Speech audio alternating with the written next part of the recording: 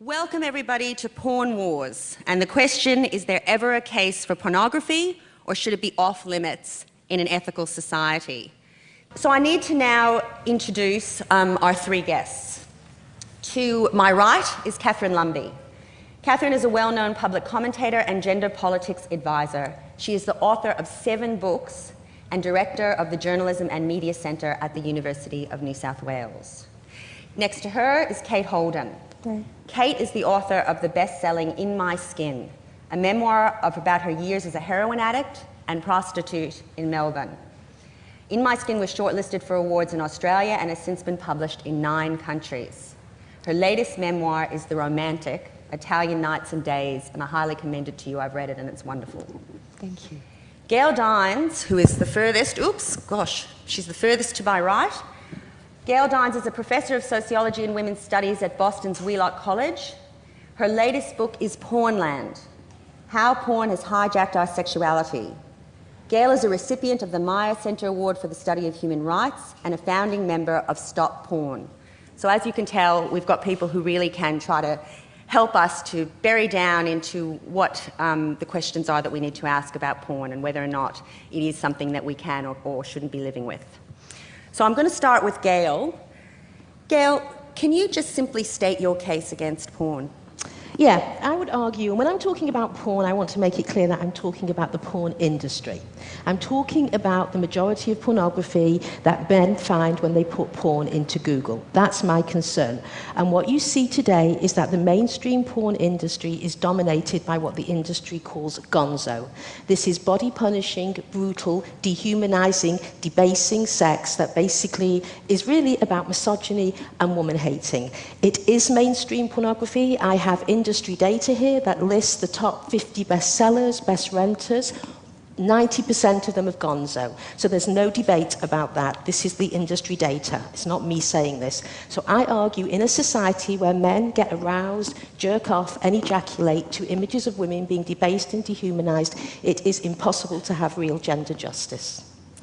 Gail, what's interesting to me is that I actually ran one of the experiments that you talk about right at the beginning of your book. So you talk about how what you decided to do was actually put porn into Google and follow, how long it basically took you to find whatever it was you found. Mm-hmm. And interestingly, when I did it just a few days ago, I didn't arrive at any of the gonzo sites. I arrived at things like really gentle lesbian threesomes with pregnant women and pretty standard kind of, boy meets girl in a classroom and she's kind of looks clearly 20 mm-hmm. but has a short skirt on. So I just wonder if you could tell us what other sorts of evidence, kind of hard evidence you've got. Well, that's you telling us what they're selling. And I guess one of the arguments it seems like you've also been making, because I've been listening to you on the news, is that very young boys are happening onto this stuff yes. because it's free. And so I guess I just would like you to tell us a bit more about some of the other things you've said. For instance, I think you've said the earliest viewing age is age 11, and I think you've said there's multiple views for teenagers who are relatively young. About 80% are having multiple views. Well, let me tell you what the study is. The study in Canada is showing that the average age is about 12, and they found, I think it was between 75 and 80% of boys by the age of 12 had regularly seen gonzo porn. Other studies put it 11.5. I mean, obviously, you're looking at an age range, I would say, between about 11 and 15 when the first viewing of pornography.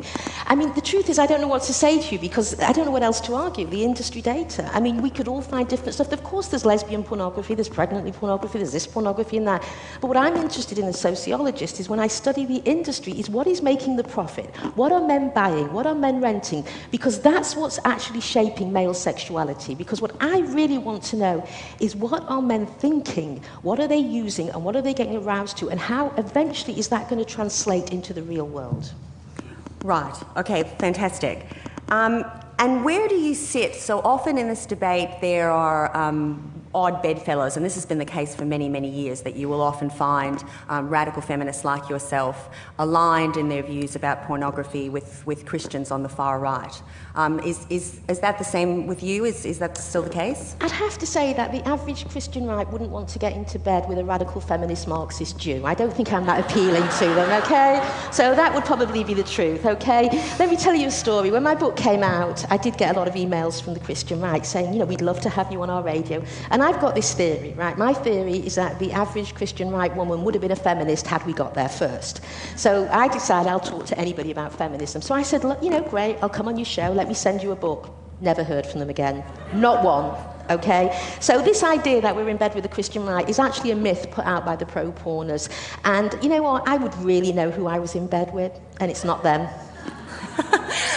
Is that the case? Because the other day you were on air with Melinda Tankard-Reist, and she's certainly someone who's a religious right kind of advocate here. I've never actually been in bed with her, though. I mean, we've spoken, but anyway, I mean, she's got certain views. I shouldn't have used that. Clearly, that was a mistake in terms of I mean, the look, question. let me tell you, I'm sure there's certain positions you hold with people around issues that, you know, you hold on single issues, and you wouldn't want to be in bed with them, you wouldn't want to marry them, you wouldn't want to have any other ideas with them. But, you know, I mean, it's a little bit of a false, I think, disingenuous argument to say that just because I've got one position around that somehow we're in bed politically. That makes no sense to me. Okay, fantastic. Now, Catherine, one of the things that seems to be the arguments that are being made here is that what we've got this problematic industry, and it's full of gonzo, and that's what's really selling well. And because this kind of garbage is going in, what's coming out, and this is really what the problem is, what's coming out is a really damaged male sexuality. Is it really that simple? Is it garbage in, garbage out? Well, I mean, it's interesting, and, you know, Gail and I met at a conference a couple of years ago, and one of the first things I want to say is this is called the porn wars, but, you know, I'm not comfortable with battle metaphors. I mean, pornography is a complex area, and I have respect for different views in this area, and I read the views of people that I may ultimately disagree with. So I think that's important to say. It shouldn't be a polemic. But I have a 9-year-old and 11-year-old son. Last year, when Charlie was 10, he and a friend went on to a site called RedTube, which has a really broad range of pornographic material on it. It's free. You know, and the approach I took as a mother was to sit down with him and talk to him about why they visited the site, what they saw there, and so on. Now, I mean, I could say, look, my son comes from a household with a lot of cultural capital, where their parents were very engaged, as his friend has. So the first thing I'd say is I don't deny that there is very misogynistic, disturbing, hateful pornographic material out there. I absolutely agree with that. The study that, the empirical porn research that I was involved in with Dr. Cather Aubrey and Professor Alan McKee, and admittedly, it's an earlier study at this point, so I admit all the limitations of this is the book, the Porn Report, but it was done 2003, 2006, so things have moved on the internet. But what I do know more broadly is that the majority of media content now, across the media, is produced by media users. And there's a huge volume of content that's sexually explicit, if you actually go and look for it, and I think it's some of what you were referring to. That's, you know, these are people in their 60s, these are couples, and some of them are gay, some of them are straight, producing material that's about their own sex lives and exchanging it with people who are interested in looking at that. And one of the really surprising findings to me when we did a study of over 1,000 porn consumers in Australia was that one of the highest preferences that porn consumers, men and women, cited, well, actually more men than women cited, was real-looking bodies, which kind of surprised me because I thought the Barbie doll thing would reign, but it didn't. And I think human sexuality is a pretty messy business. But I say that also recognising, as someone, you know, like Gail, who's been a feminist for a very long time, and I'm sure probably Kate would weigh in on this too, someone who's absolutely deeply involved as an activist in sexual violence prevention, that whether it's actual sexual violence or whether it's representations of sexual violence, I'm against it. And it disturbs and upsets me. And I certainly think we need to do more education in schools with young boys and girls, actually, about both not just consuming this material, but producing it and how they manage this new media era. But the word you're not using, which is interesting, and Gail also hasn't used it, it's that, that dreaded word, the C word, censorship. So where does that fit into this debate? Well, I read a really boring 100-page report on this that came out last week. Summarise it for us, please, just stop points. Well, what I argue is this simple, and Professor Kate Crawford wrote it with me. What we looked at is how do you manage media content in the convergent media era? And that's an era in which media users are producing most of the content, yes, of course there's still pornography and other media content produced by, glossy production houses, but the majority of media content outstrips the capacity of any government agency to regulate it. Filters certainly don't work to, in a granular way, regulate that stuff. So what we say is media users as a community need to be brought into a stakeholder relationship with industry and government. I won't give you all the details on that. The report's called The Adaptive Moment, if anyone's got insomnia. But essentially what you're saying is, in other words, that the things you were advocating, which is that parents really need to be more active. I think that's where education needs to be in the mix, because you can't assume that all parents, single or double-digit parents, are going to be able to have that role. I mean, my view is, I think certainly the research shows that what kids, young boys or girls, take out of media is very, very formed by what values they've already been modelled. And so I think that we need to work very young in education, and we need to be honest about pornography and its existence. That's really critical. And you need to be able to talk to kids, whether you're a teacher or whether you're a parent, and it's uncomfortable. Yeah.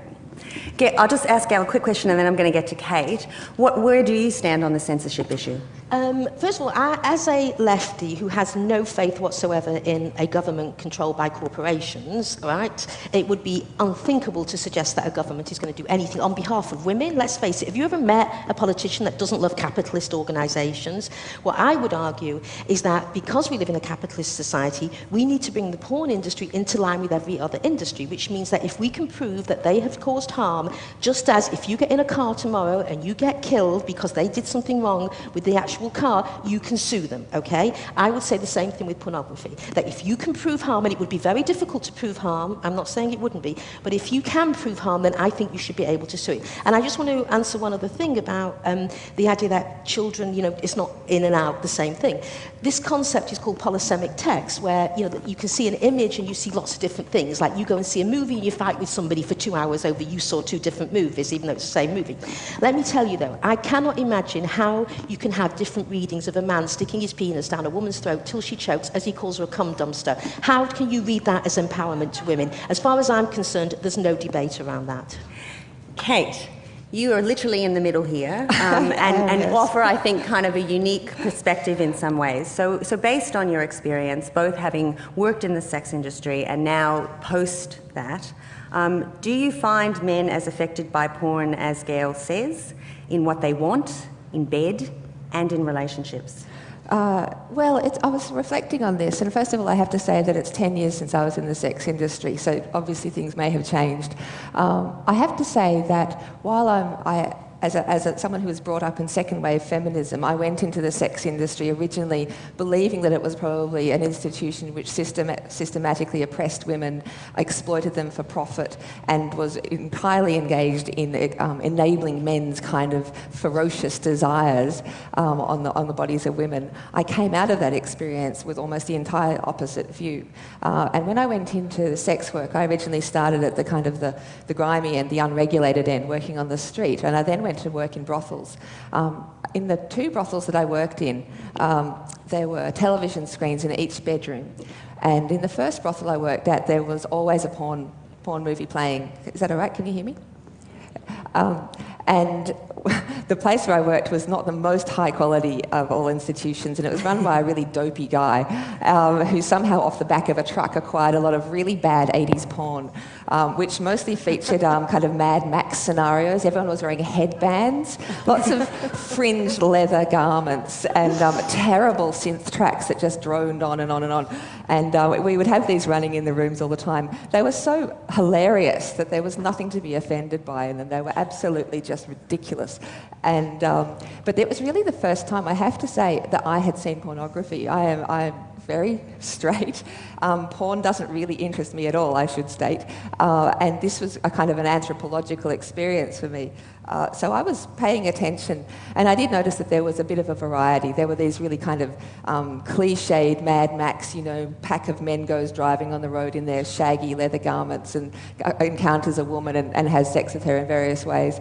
And then there were some that were more disturbing to my eyes. There was one I remember that featured a woman in a cage with various penises being poked through the bars at her, which I did not find an attractive or appealing spectacle. Can I ask though, did you feel like it was effective?